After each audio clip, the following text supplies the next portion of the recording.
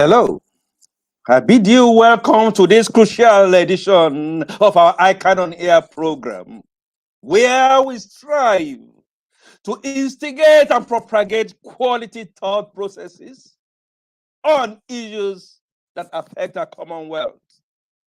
Today, we examine the subject, public death and public accountability, the options for managing Nigeria's death profile. Our online participants and friends of the Institute will agree that ICAN on this specific discourse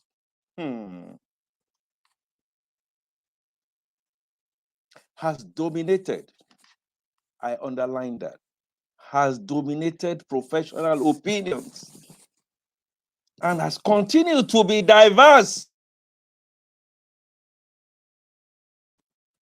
What has never been in contention, though, is the common understanding that sovereign debt management is the process of establishing and executing a strategy for managing the government's debts in order to raise the required amount of funding, achieve its risks and cost objectives, and to meet any other sovereign debt management goals the government may have set for itself, such as, amongst others, maintaining an efficient market for government security. So joining me in our question and answer segment on this program to drill down more practically and enhance our depth of understanding of the subject matter is Professor UCHE UWALEKE, FCA, a financial economist and renowned professor of capital markets at the Nasarawa State University. Before joining Nasarawa State University, he has been I must add, he was a pioneer academic staff of that university. And before that, he worked as head of research at Lombard Assets Management Limited in Abuja, a chartered stockbroker. Professor UCHE UWALEKE was a former commissioner for finance in Imo State and a former member of Nigeria's Federation Accounts Allocation Committee, I'm talking of the FAC, in post-mortem group of FAC. He also served as a member of the Nigerian Stock Exchange Advisory Committee. Well, you're going to get more on our esteemed guest very shortly. Also on this program, we're going to be sharing tidbits on that creme de la creme of professions in Nigeria. Of course, I'm talking about the Institute of Chartered Accountants of Nigeria, and of course, a few adverts to give you a window, a peep into our world. So you stay connected. We'll be back with you very shortly.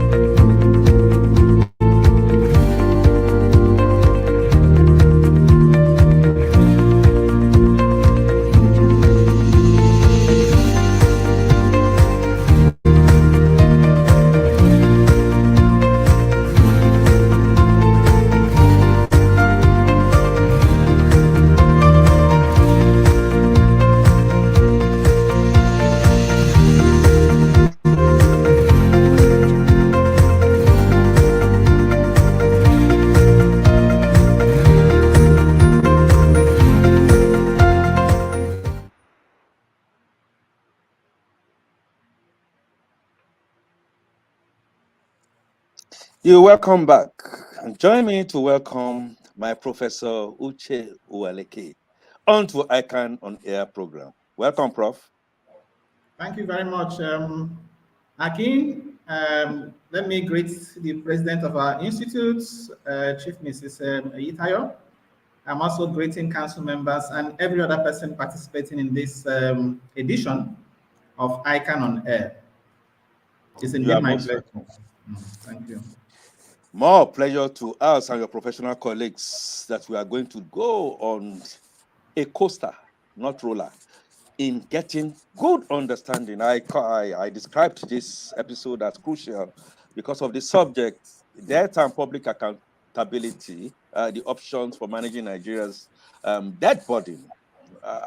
I like to frame our discussion this evening by having you give us a brief overview. And in doing that, I'll talk about the last 6 years where the federal government has been running deficit budgets, of course, implying huge borrowings to finance its expenditure. Could you please give us an insight into the size and structure of the nation's debts as we speak today? Thank you, Akin. Well, to answer the question pointedly, we refer to the latest publication of the National Bureau of Statistics with respect to the debt profile. The latest one is of as at 30th of September 2021. Okay, that's the end of the third quarter of 2021. As at 30th of September, the total public debt, according to the National Bureau of Statistics, in Naira terms. Go on, Prof. Yes. If you can hear me. Yes, can you hear me? Should I continue? I can hear you. Sorry about the slight glitch. Go ahead. Okay, so I was saying the total debt of the country is 38 trillion naira. It's about 38 trillion naira. That's roughly $93 billion at current exchange rates of 410. The official 410 to the naira. And then this is comprising of external debt of about $38 billion or 15.6 trillion naira, and domestic debt component of 22.4 trillion or about 55 billion naira. So the total debt stock of Nigeria as of 30th September stood at 38 trillion naira. Of course, you know that's huge. You talked about 6 years, 6 years period. That's talking about between 2015 and now, what has happened. So if you look at the trend in the debt stock between December 2014, for example, and September 2021, you notice that the public debt stock has risen by about 238%. The total debt stock in December 2014 stood at 11.2 trillion. And by September 2021, about 38 trillion. So if you work that out, that is a jump of about 238%. And the external component of this debt increased by as much as 855% in the last 6 years. So external debt stood at 1.6 trillion in naira terms. And by September 2021, as I mentioned earlier, had gone as much as 15.5 trillion. So if you work it out, again, that's an increase of about 855%. The domestic debt component in the last 6 years, has grown by 134%. So we noticed a huge increase in the debt stock in the last 6 years. But the question really is, why are we having this uptick in government borrowing? Is government borrowing justified? I'm sure we'll come to that. But let me say this: that borrowing is not bad. We are all accountants. We know that borrowing is not bad. Loans, even from the private sector point of view, we know as leverage, we know as gearing. And we know the importance of leverage or gearing to a company. A company that is making profit, okay, with high earnings, would go very well for high leverage. So high leverage is justified when it is translated into earnings. So borrowing in itself is not bad. It raises concern when in terms of applications, it is not being utilized properly in order to meet its objectives. So I would say over the last 6 years, part of why we have had this uptake in borrowing is number one, they need to fill the infrastructure gap. The infrastructure gap in Nigeria is very huge. If you look at the data by the National Integrated Infrastructure Master Plan, for example, infrastructure as a percentage of GDP in Nigeria is just 35%. Okay, but if you compare us with South Africa's infrastructure stock to GDP is as high as 87%. And according to that report, for Nigeria to fill the infrastructure gap, we need to spend as much as $100 billion every year for the next 30 years. You will agree with me that this is not something we can get from the annual budgets that we do. Even in 2022, for example, if you look at the total budget of the entire country, when I say entire country, I don't mean that of the federal government alone. That of the federal government alone is just 17 trillion. If you add that of all the 36 states and the FCT, you have less than 50 trillion. Okay. And what we require to do on an annual basis is far, far more than that, in infrastructure. So, so on the one hand, borrowing is justified. We need to borrow to fill infrastructure gap.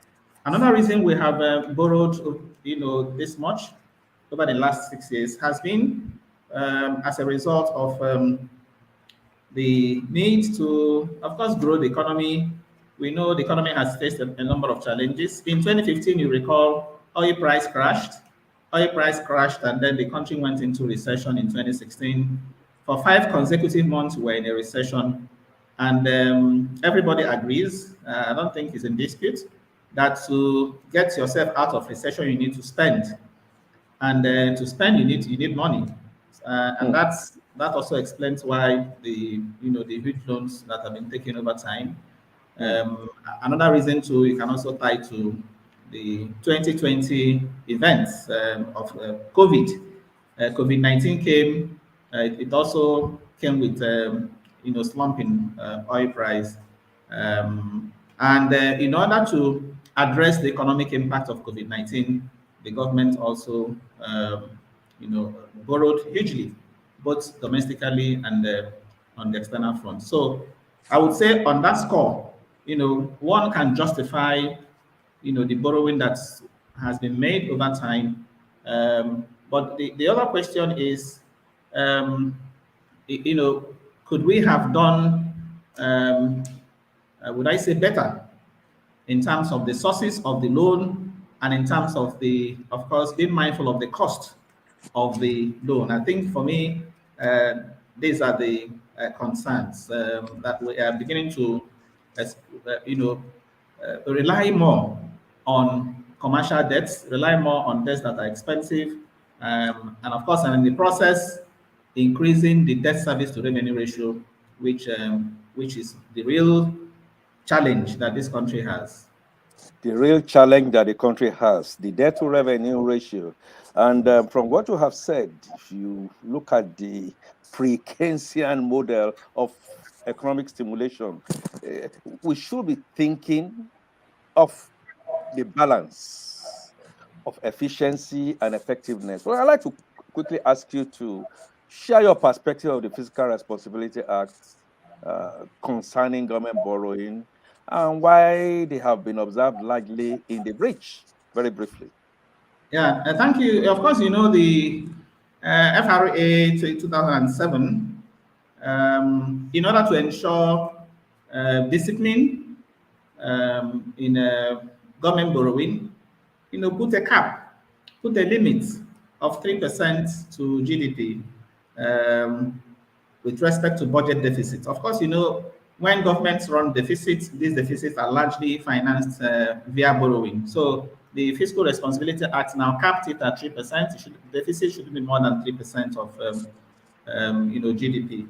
And if you also look at specific sections of that act, such as Section 41 of the Fiscal Responsibility Act, it is very clear that maybe I should read it. Section 41, subsection A says, government at all tiers shall only borrow for capital expenditure and human development, provided, I repeat, provided such borrowing shall be on concessional terms. So the Fiscal Responsibility Act already recommends, it's not recommend, demands that we should only borrow for capital projects, one, and even when we want to borrow for capital projects, it has to be on concessional terms. So it clearly rules out commercial debts. Commercial debts are contracted, as we know, on not on concessional terms. Okay, which maybe we'll talk about that later too, which also brings me to one of the concerns I have, that especially with respect to external debt, we appear to, in recent times, be leaning more towards commercial debts. Yeah, so I think that is not in the spirit of the Fiscal Responsibility Act. The Fiscal Responsibility Act will not encourage us, having a significant proportion of external debt being in Eurobonds. Eurobonds are commercial debts, and they come with a lot of risks.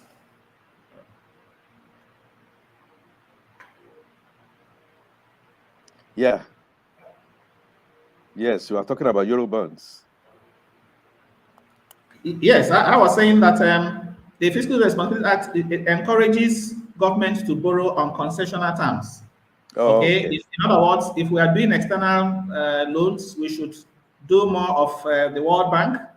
We know the multilateral sources, namely World Bank, the African Development Bank, including bilateral loans. Most of the bilateral loans are more concessional in nature, relative to the Eurobond. So The loans we get from China, for example, the China Exim Bank, or we are getting from Japanese International Cooperation Agency, or we are getting from the um, India or Germany, okay, or even French Development Agency, France. So these ones are usually concessional, relatively speaking, than Eurobond. So when we do external loans, it's better we rely more on concessional ones. Although Excellent. the argument will be that the concessional loans may not be readily available. And some of Right. them too have their conditions. If you are going for multilateral loans, for example, World Bank, you have conditions. IMF, you have conditions.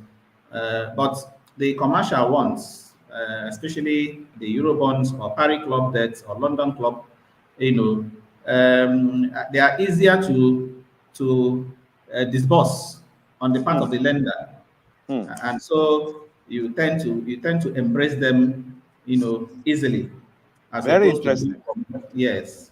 Very interesting, Prof. I mean, Prof, I will not let you off the hook at this point than to go to the motto Park Economics. You remember Professor Escotoyo?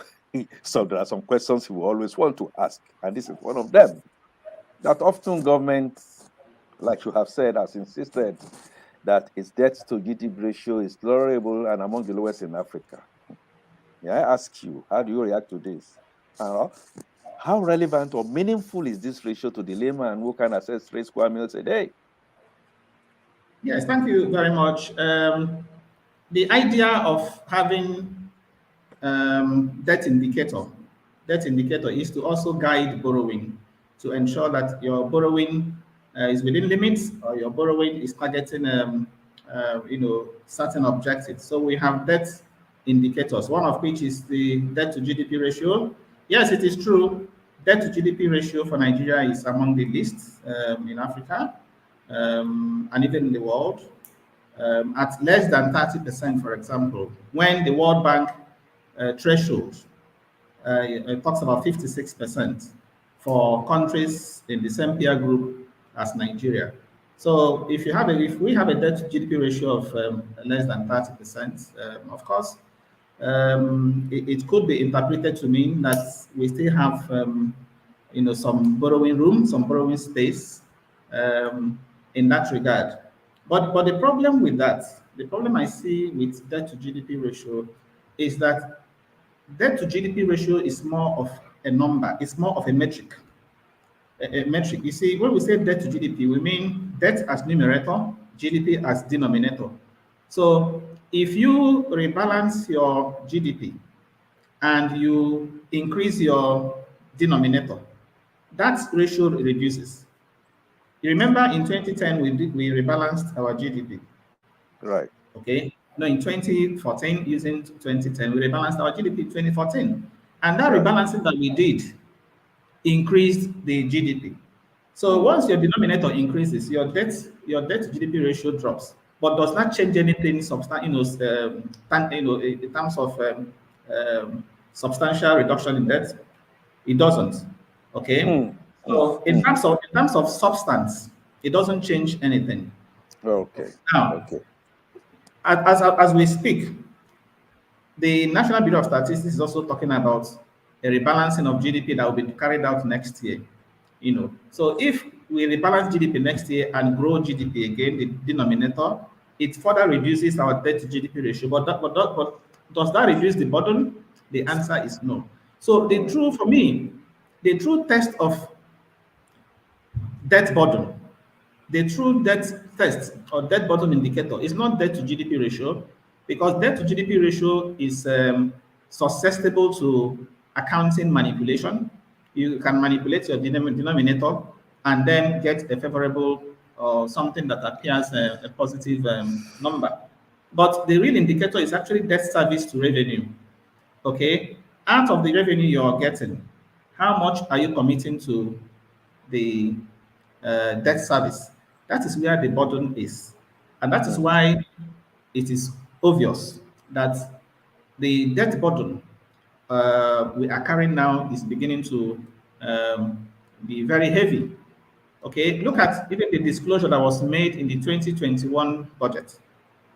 Okay, the 2022 budget and reviewing the 2021 performance, it said there that between January and November of 2021, debt service to revenue ratio, was 76%. Is there by the budget office, 76%. And at some point, okay, you have as high as 90%. But even if you take 76%, that is huge. So for every dollar you earn, you spend 76 cents servicing debt. Or for every 1 naira you earn, you spend 76 kobo servicing debt. So what is left? How much is left now to develop the country to meet especially the capital component of the budget? So debt service to revenue ratio for me is the main thing, which is why I think the debt management office should do everything and change that objective that has as emphasis the debt to GDP ratio, change it to debt service to revenue ratio. So if we are placing limits, we should place limits on debt service to revenue as opposed to placing it on debt to GDP ratio. Of course, the argument has been made, or is often made, that the challenge is not the debt, it's not the debt, that the challenge is the revenue. When you say debt service to revenue, of course, revenue is the denominator. So if you can expand your revenue, okay, that then is not an issue. But again, the problem I see with that argument is the fact that, you see, the revenue expansion appears sticky. Okay, the revenue expansion is something that doesn't come. It's something that takes time to happen, and if it takes time to happen, nothing says that as you're expanding your revenue, your debt also is not growing, because people have said we have a 6% to 6% in terms of revenue to GDP is about 6%. Okay, that if we're able to do it, get as far as 15%, then debt service to revenue won't be a problem. I agree, but as I said, you are also looking at the time to grow that revenue. And as you're growing the revenue, you are not holding the debt constant. If we are holding the debt constant, then that will make a lot of sense. But as you're growing revenue and growing debt, you see that problem, will always be there. So I think regarding that argument, debt service to revenue is superior in terms of debt burden indicator, is superior to debt to GDP ratio. And I have always submitted that the debt management office should reprioritize and perhaps put a lot of attention on debt service to revenue as opposed to debt to GDP ratio. And thank you very much. Yes. Thank you very much, Prof. And in fact, Bawa Rashidi was asking that question, which we already have looked at. The rate at which Nigerian government borrow, not bad, but the debt to revenue. I'd like to quickly ask you this question. Government has always told us that it is borrowing to finance infrastructural development. Yet, citizens seems not to be convinced or have seen evidence of this. Can each debt obtained be linked to specific projects to prove the citizens wrong? Or how can the citizens hold the government to account in this arena? Yeah. It's very important that borrowing translates to productivity. It's very important that borrowing is used to grow government revenue and also translates to productivity, translates to job creation, and so on. I made an analogy. What the private sector, if a company borrows and uses that to grow revenue, okay, gearing or leverage level, we know the way we interpret gearing level. That's company A is carrying a higher gearing than company B. Doesn't mean that company A is worse than company B in terms of performance. If you're analyzing, doing your ratio analysis, you have company A and company B. Company A has a higher gearing. That doesn't mean company A is worse off. you have to analyze that in the context of companies A's performance, revenue, earnings. So if companies A's earnings, okay, if the earnings are high relative to company B, so you could say that yes, company A is actually utilizing the debt, and that's why debt is called gearing or leverage. It's meant to propel you to achieve more than otherwise you would have otherwise done without the debt. So for us as a country too, we should be able to do that. And for us to be able to do that, we need to tie borrowings to projects. Okay, which is also why I always say that if you look at the structure of our domestic desktop today, FGM bond is about 73%. Structure of domestic, if you look at domestic desktop by instrument, the government has been borrowing from the domestic market using largely FGM bonds. Now, FGM bonds are not tied to, are not project specific. They are not tied to specific projects. It's as opposed to, for example, the use of Sukuk. Government too has also been using Sukuk, has been issuing Sukuk. That's the non-interest bond or Islamic bond. Government too has been issuing green bonds.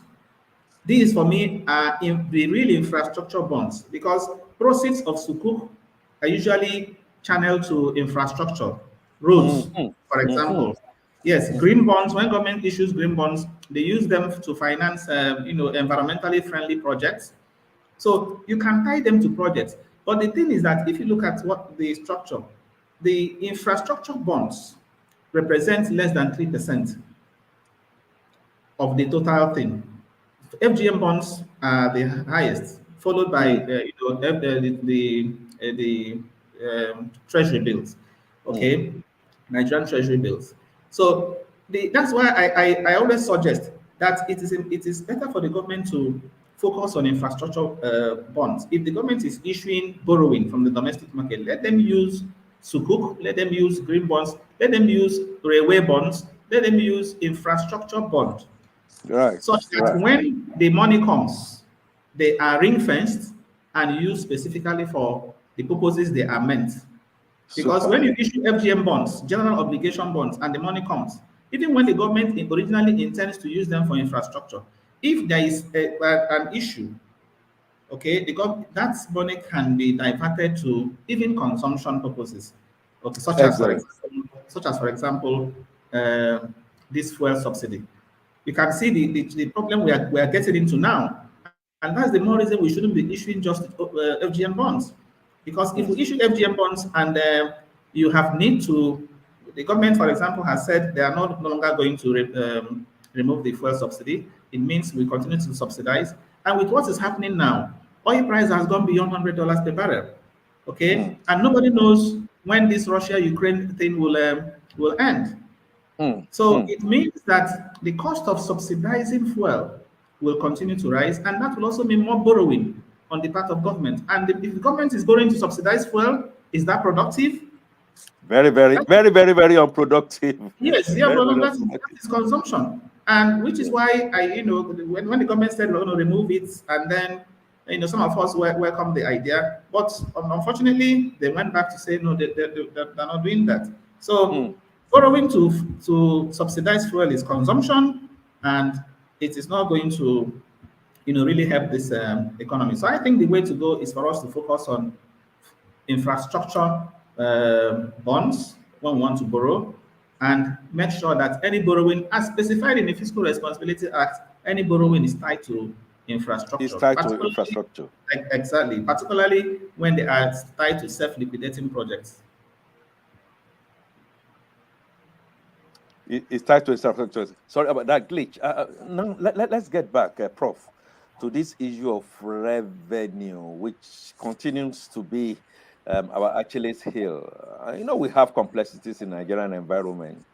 What financing options are there for nations to overcome revenue challenges? Okay, now let me also say, note that the last few years, particularly in the last 2 years, some improvements have been made in terms of revenue. If you look at the data from the budget office, you realize that government independent revenue has improved. You'll also realize that more emphasis is now on non-oil revenue as opposed to previously. But government also has this strategic revenue growth initiative that it is currently implementing. One aspect of which focuses on cost reduction. Part of why you hear, for example, that MDAs must not spend up to 50% of their revenue. Cost revenue ratio must not be more than 50%, and so on. Right. So these are they are all good in my view. But the point remains that to grow revenue, it is going to take time. That's why I talked about the lag. There is usually a lag. It's going to take time to grow revenue move from 6% to 15%. If you look at the National Development Plan, for example, it has that ambition. So it's something that will take some time. The recent IMF 4 consultation report for Nigeria, if you look at it, the IMF directors we are talking about increasing the value-added tax from the current 7.5%. They are saying the VAT should be increased to possibly 10% because, according to them, Nigeria has one of the least VAT rates in the world. They're also talking about even exchange rates, removing all restrictions, floating exchange rates, and the rest of them. But in terms of revenue, what the IMF is saying is that we should increase taxes. What the IMF is saying is that we should remove subsidies. Okay, of course, to save. Now, as I said earlier on, we also know that if we increase taxes, it also has its own implications. Okay, if you move VAT now from 7.5 to 10%, you know the kind of multiplier effect is going to have on the economy. Inflation will further rise. Inflation rate of 15.6% we have now. We are not going to have it if you increase VAT, or even if you increase companies tax of 30, increase it by more than 30% for large companies. Fantastic. So the government may not afford to increase taxes. So the other option is expand the tax base. To expand the tax base is not going to be easy. It will also, take some time. So what are the options in the interim? Okay. Now, for me, too, that the government for now in financing infrastructure has been using the one of the, if you like, innovative schemes in place is this tax credit. Okay, companies are encouraged to do infrastructure, and in return they get tax credit. So that has been on. A number of companies, Dangote and the rest, they've been enjoying, tax credit. So that's one option, tax credit. The other two is, for me, what I mentioned earlier, ensuring that I've said borrowing is not bad, but if we borrow, okay, we use infrastructure bond or infrastructure based instruments to borrow. That's one option. So I want a situation in which the government should scale up its issuance of sukuk, its issuance of project-tied bonds, as opposed to general obligation bonds. Fantastic, okay. Prof. Public-private partnership is also there. Concessioning, yes, government has done a lot of concessioning. Then we should also be thinking of privatizing some of our enterprises as a means of also raising funds. Super. Okay. When we talk about privatization, the one that quickly comes to mind are the refineries, for example. Why should the government continue to spend money on refineries? It doesn't stand to reason. So I understand the rehabilitation work is going on now with in relation to especially the ones in Port Harcourt and so on. So as soon as those are concluded, government should quickly sell off those assets, to get some money, and also put them into better management in terms of managing the refinery. Refineries will be better managed when they're in the hands of the private sector. You can say that again. You can say that again. And Bahala and Sosaulu had asked questions which you have just really captured here. Another option is another option is securitization, which we have not really been using. Yeah. I also think the government, just as we have in Malaysia, in some other countries, emerging markets, securitization is also one way by which we can finance infrastructure without really borrowing money. What do we do in securitization? We simply identify viable projects. They are viable. They have streams of revenue. We securitize those streams of revenue. Okay, you create a special purpose vehicle, for example, and convert those streams of revenue into units of securities that you can trade in the capital market. Okay, so when you securitize them via an SPV, special purpose vehicle, it is the SPV that will issue those securities. Investors will take them, and then you also raise money on the spot. So we can use securitization, we can use infrastructure bonds, we can use privatization, to achieve some of these things without really going to borrow or putting ourselves further into debt.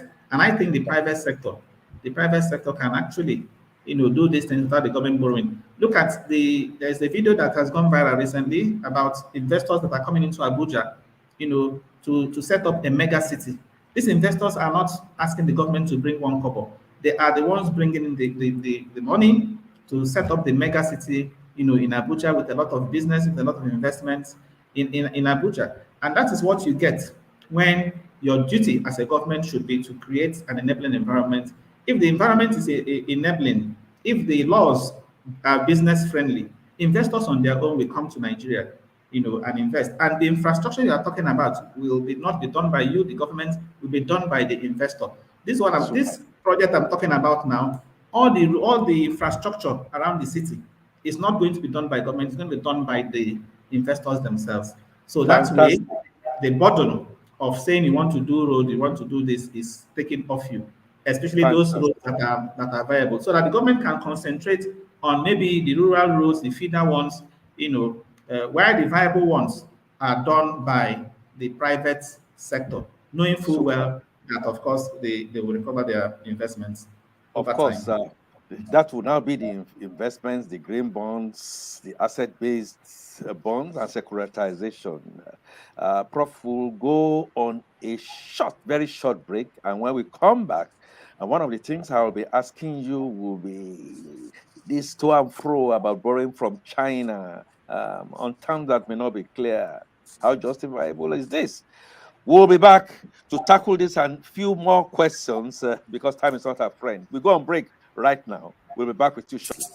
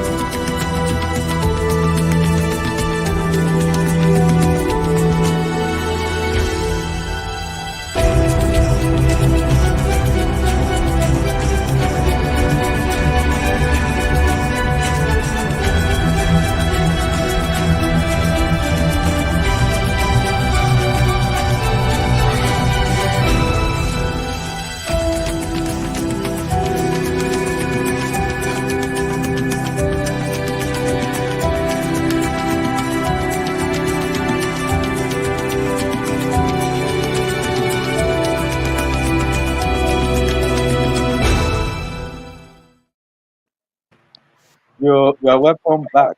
Before we went on break, I was asking the Prof that Western nations have expressed great concern about Nigeria's increasing borrowing from China.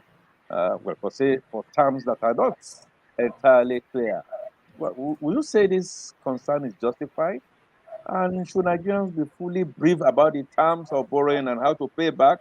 And how can the DMO, the Debt Management Office, effectively bridge this information gap? Yeah, thank you very much.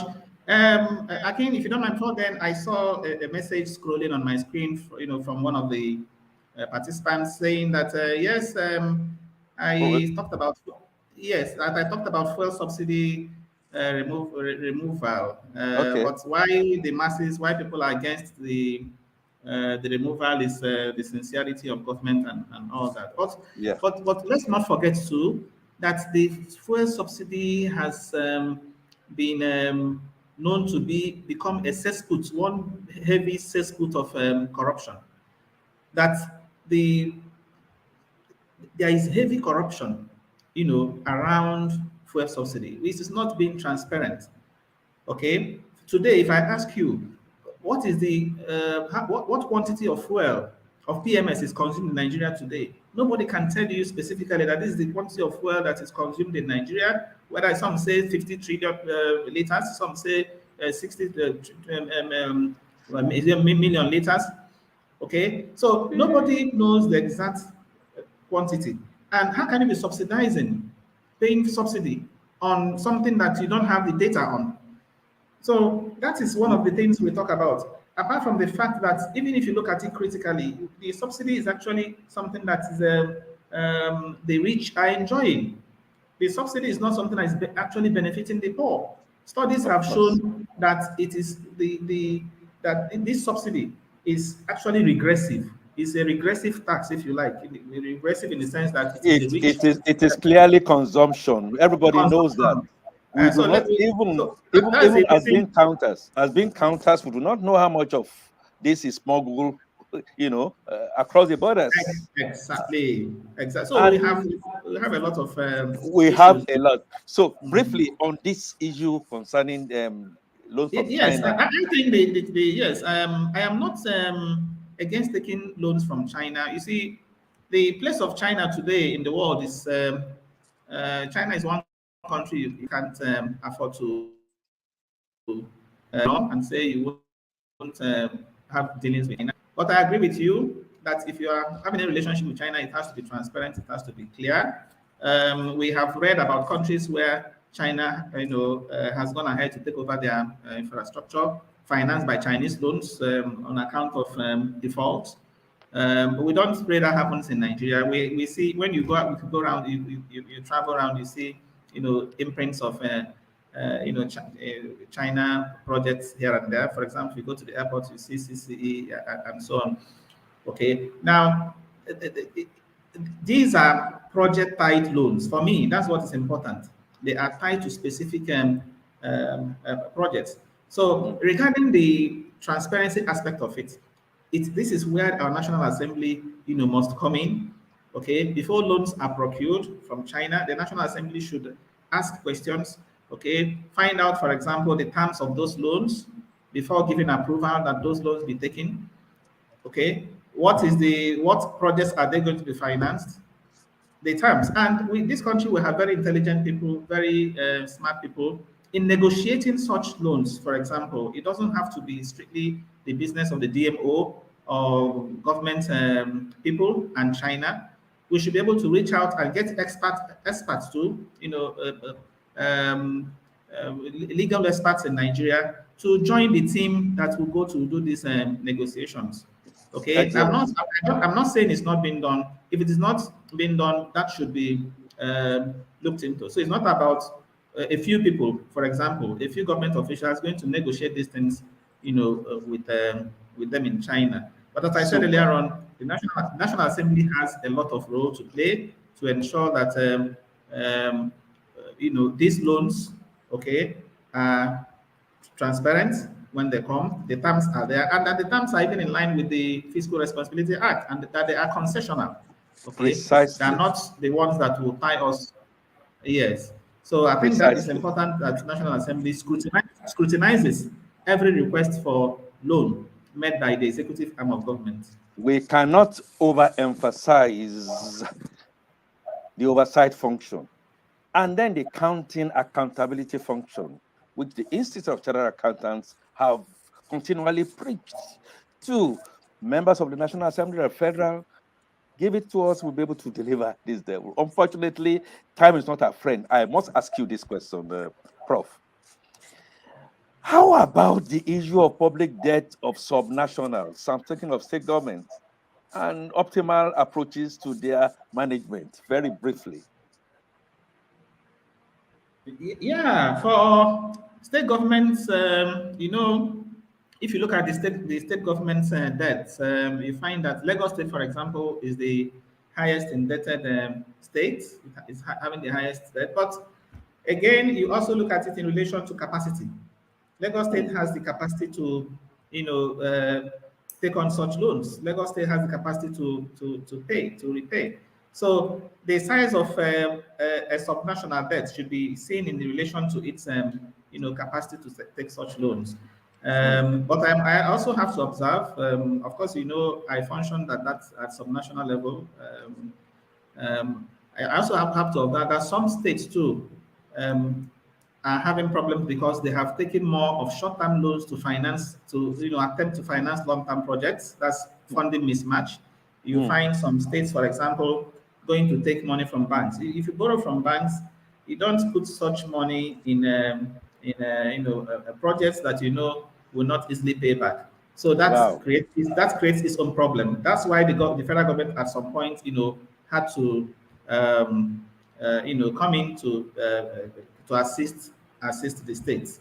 But on Fantastic. the issue of accountability, um, I must say that it's important that the Auditor General, for the Federation, is empowered to do a special report on loans that have been taken to the National Assembly.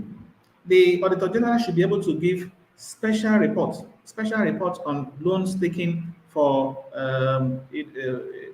by the government, and that report should be submitted through the Public Accounts Committee to the National Assembly. Aside the general report that Auditor General does, or that comes up, there should be a special, because since it's becoming an issue, there should be a special report on what money has been taken and the use to which the money was put. So for me, that is the aspect of accountability that we should emphasize. Okay, for each Excellent. kobo that Excellent. we borrow, how do we account for it? How do we report it? How do we disclose it? How do we ensure that the people get to what the money was used for? I think that is very, Precisely. very important. I can Precisely see a some lot of of the questions on the screen, but maybe time yes. comment. Unfortunately, time is Yes. not our friend. I was just going to underline that Mm. the MCPA program, continuous education that the ICAN has provided for all our members. We kept on saying that is an area that we, as an institute, not just have a niche, we know how to do it. And if it is given to us on a free nil basis, who will deliver? And so, Professor, unfortunately, like I said, time has not been my friend. I want to thank all our online participants. I want to thank you, Prof. I'd like you to just briefly give us your last word on this subject as we coast home. Well, to thank you for this opportunity. For me, it's an honor really. I thank you for what you're doing, Akin.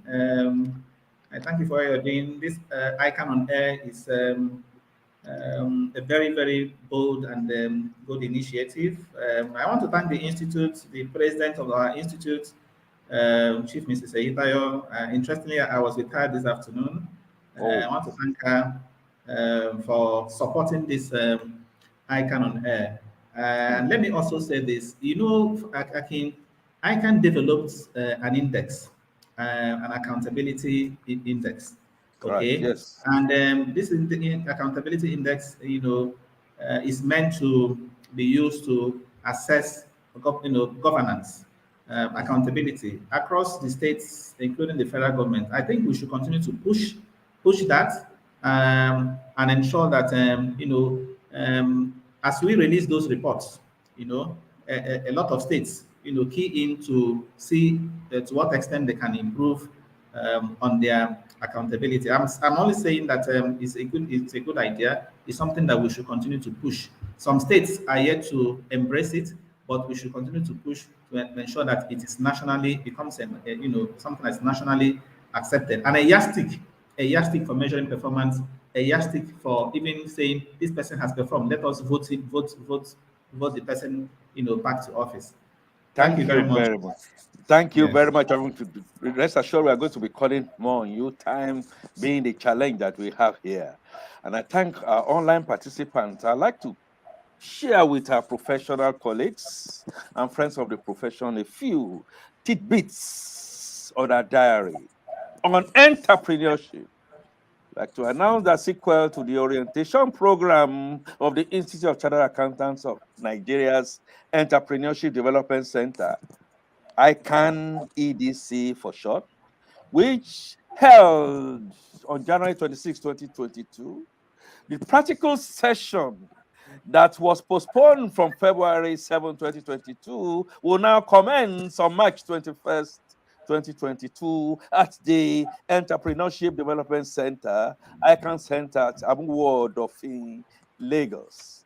Please like you to take note. I also mentioned it earlier that the 16th Eastern Zonal Accountants Conference with the theme of agropreneur in the digital economy, pathway to economic growth and development is coming up on the 5th to 8th of April 2022 at Ebo Concord Hotel. We also have the IT Conference 2022, a virtual conference that will come up on Friday, April 8th, 2022, between 10 and 2:30 p.m. West African time. The theme, governance, risk, and compliance. Please mark your diaries and ensure that you are part of that. Our next episode of ICAN on Air is going to be on Tuesday, March 8, 2022, and the venue will be our online ICAN platforms. The topic will be Nigerian Petroleum Industry Act of 2021 and the Chartered Accountant. The matters arising. Their guest will be Chinwedu Enochi. Chinwedu Enochi is a partner in the oil and gas power practice at Anderson in Nigeria. He specializes in providing workable tax management and advisory solutions to companies.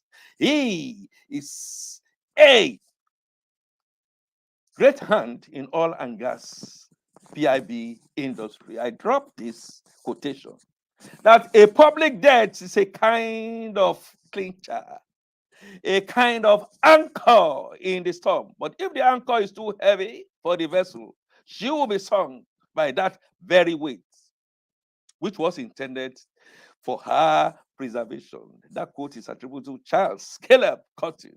I do say, be the change you would like to see. And so the sun sets on ICAN on Air for today here. The sun will rise again on Tuesday, March 8th, 2022. Tell someone to tell somebody else to be a part of it. Until then, I remain Akin Fatunke, your anchor, ICAN on Air.